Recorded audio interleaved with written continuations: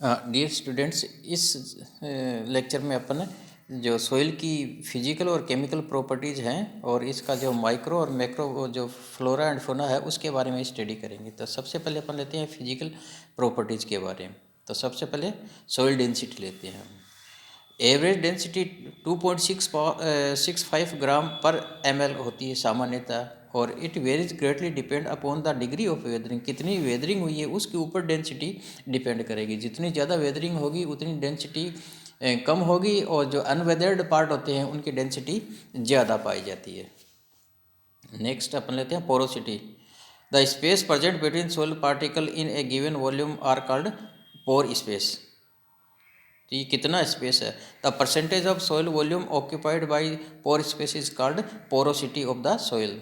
The porosity of soil depends upon the texture, compactness and organic content of the soil. ये जो texture है, जो compactness है और जो डिग्री ऑफ वेदरिंग उसके ऊपर, और उसके अंदर कितना ऑर्गेनिक कंटेंट है उसके ऊपर डिपेंड करती है। जितना ज़्यादा ऑर्गेनिक मैटर होगा उतनी पोरोसिटी ज़्यादा होगी, और जो सॉइल की जो वाटर होल्डिंग कैपेसिटी है और एयर फ्लो है वो ज़्यादा होगा, और वो मिट्टी अपेक्षाकृत ज़्यादा फर्टाइल मानी जाती है, ज़्यादा अनुकूल मानी जाती है। दो प्रकार के पोर्स होते हैं, एक तो माइक्रो पोर्स और एक मैक्रो पोर्स। तो उनके बारे में अपन आगे अध्ययन करेंगे।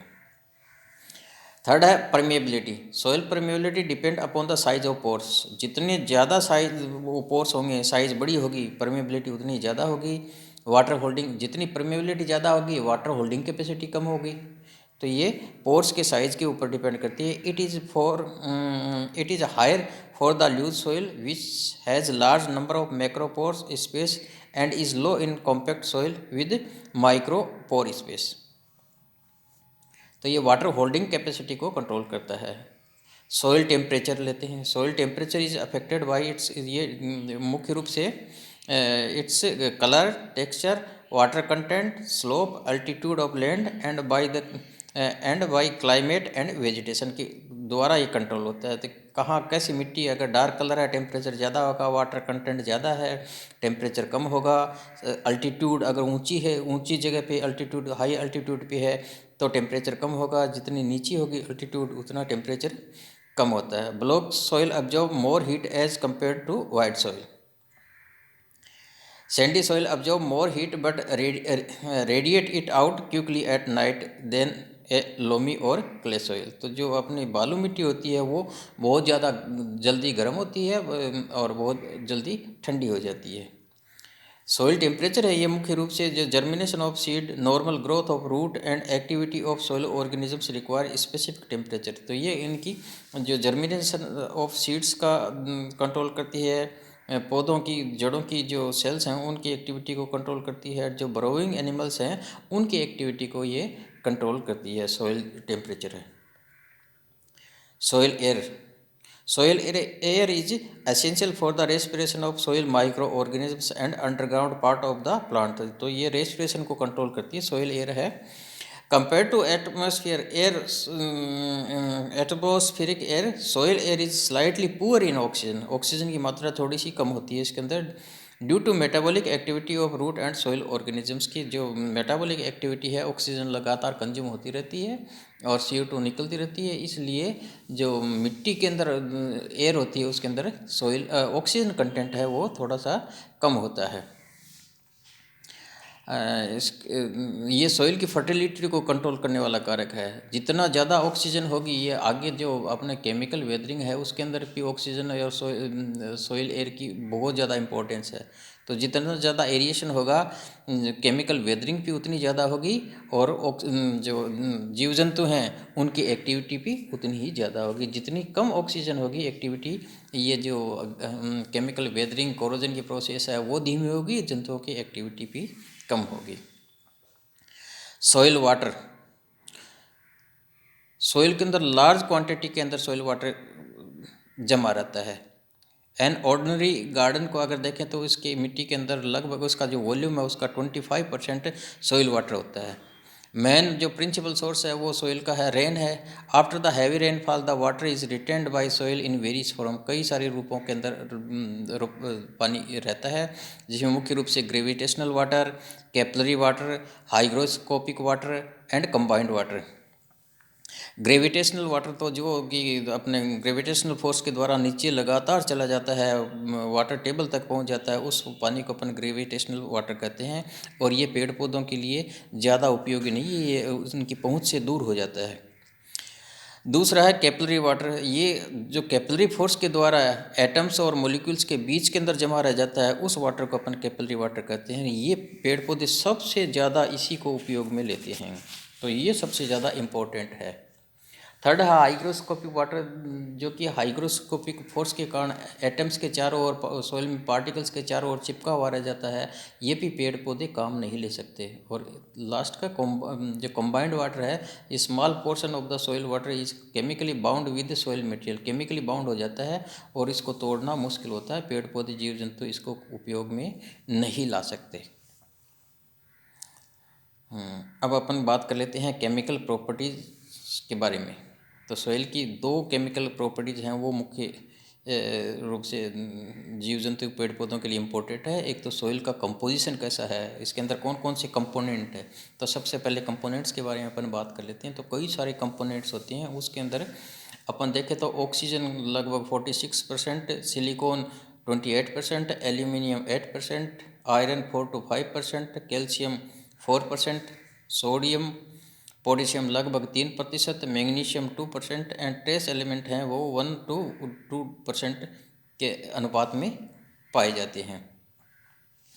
Chemical composition of the soil is an important factor in the determining the presence or absence of particular plant and animal। यानी ये डिस्ट्रीब्यूशन को रेगुलेट करते हैं कि इस सोइल के अंदर किस प्रकार के पेड़ पौधे जीव जंतु रहेंगे, पाए जाते हैं।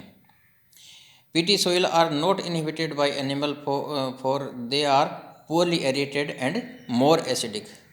Earthworm prefer soil rich in organic matter। Earthworm जिसमें कार्बनिक पदार्थ ज़्यादा है, अर्थवॉर्म वहाँ पाए जाएंगे। जहाँ कार्बनिक पदार्थ नहीं होगा, उस मिट्टी के अंदर अर्थवॉर्म नहीं पाए जाते। तो ये इसकी जो सॉइल की एसिडिटी है और एल्काइनिटी है, ये जंतुओं के डिस्ट्रीब्यूशन को रेगुलेट करती हैं। जैसे अगर कैल्शियम जहाँ नहीं पाया जाता तो वहाँ स्नेल्स नहीं पाए जाते, क्योंकि उनका जो सेल है उसके अंदर कैल्शियम की आवश्यकता होती है।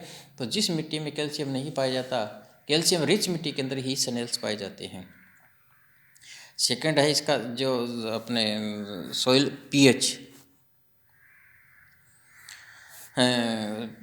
पीएच का अपने को पता है 0 से लेकर 14 तक की वैल्यू होती है। 7 की पीएच न्यूट्रल होती है, 7 से नीचे का मीडियम है वो एसिडिक होता है, 7 से ऊपर का जो मीडियम है वो बेसिक मीडियम होता है। और ये भी जंतुओं के डिस्ट्रीब्यूशन में एक बड़ा इम्पोर्टेंट फैक्टर है।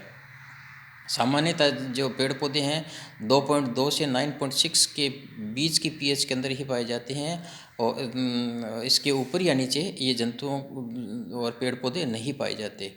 और ये जो सॉइल की पीएच है, ये मुख्य रूप से कैल्शियम और मैग्नीशियम आयन है वो डिटरमाइन करते हैं कि इसके अंदर इनकी मात्रा कितनी है। तो जंतुओं की जो टॉलरेंस है वो उसके आधार पर जंतु पाए जाते हैं। अब ले लेते हैं अपन सॉइल ऑर्गेनिजम्स। तो कई प्रकार के जीव जंतु पेड़ पौधे पाए जाते हैं, जिनको अपन अलग अलग क्लासीफाई कर देते हैं। सबसे पहले अपन माइक्रोफ्लोरा ले लेते हैं, पेड़ पौधे ले लेते हैं। और इसके अंदर माइक्रोफ्लोरा के अंदर अपने को पता है bacteria, blue green algae, soil fungi, actinomycetes fungi, ये मुख्य रूप से पाई जाती हैं। तो सॉइल बैक्टीरिया के अंदर soil bacteria are very useful and form the most numerous inhabitants of soil, constituting about 90% of microflora। तो 90% ये सॉइल बैक्टीरिया ही होते हैं। These are more abundant in neutral soil rich in organic matter. जितना ज़्यादा organic material होगा उसके अंदर उतनी ही ज़्यादा ये अपने सॉइल बैक्टीरिया पाए जाते हैं। These are heterotrophic bacteria and और ये दो प्रकार के होते हैं, हेटरोट्रोफिक और ऑटोट्रोफिक। हेटरोट्रोफिक वो ये जो डिकम्पोज करते हैं, they derive their nutrient from organic matter of the soil.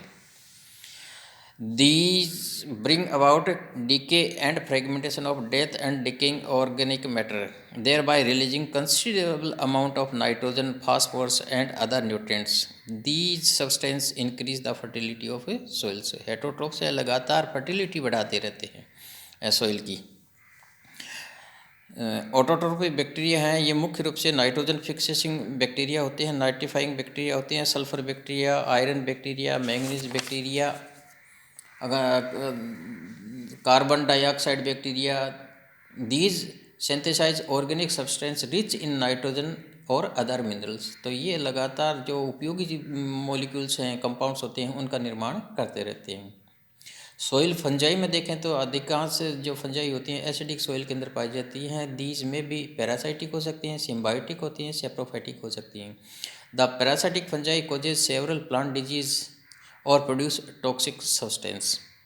Saprophytic fungi release simple nutrient by the breakdown of dead and decaying organism. ये भी डिकम्पोजिशन का काम करती हैं। Symbiotic fungi live in the roots of certain plants and both fungus and plant are benefited. दोनों के अंदर माइकोराइज वगैरह के बारे में अपन जानते हैं। ये दोनों के लिए लाभदायी, फंगस और फंजाई के लिए और प्लांट्स के लिए, दोनों के लिए लाभदायक होती हैं। इसके अलावा एक्टिनोमाइसिटीज फंजाई पाई जाती हैं। ये सैलाइन सोइल के अंदर मुख्य रूप से पाई जाती हैं और ऑर्गेनिक मैटर का डिकम्पोजिशन का काम करती हैं। इसके अलावा कई सारी जो एंटीबायोटिक्स हैं वो भी इन एक्टिनोमाइसिटीज वर्ग की फंजाई से अपन प्राप्त करते हैं। माइक्रोफोना के अंदर देखें, अपने जंतुओं के अंदर, जीव जंतु के बारे में देखें तो सब यहाँ प्रोटोजोआ, रोटिफर्स, कोपेपोड्स, क्रस्टेशियंस, नेमेटोड्स और स्मॉल माइट्स हैं, ये भरपूर मात्रा के अंदर पाई जाती हैं। मीजोफोना की बात करें जो मीडियम साइज़ की हैं, इसके अंदर मुख्य रूप से mites, spring tails, large size nematodes, rotifers, मकड़ियाँ, स्पाइडर्स, आइसोपोड्स और स्यूडोस्कॉर्पियंस मुख्य रूप से पाए जाते हैं। और बड़े जंतुओं की बात करें, मैक्रोफोना की बात करें तो इसके अंदर अपने अर्थवर्म है, मोलस्कस हैं, लार्ज इंसेक्ट्स हैं, एरेक्निड्स हैं, बरोविंग वर्टिब्रेट्स है ना, जो नीचे ज़मीन के अंदर बिल बना के रहते हैं, जैसे लिम्बलेस लिजार्ड्स हैं, स्नेक्स हैं, लिम्बलेस एम्फीबियंस हैं, इंसेक्टिवोर्स हैं, अपने जो रोडेंट्स हैं, रोडेंशिया वर्ग के जो गिलहरी, चूहे आदि, ये भरपूर मात्रा के अंदर पाए जाते हैं।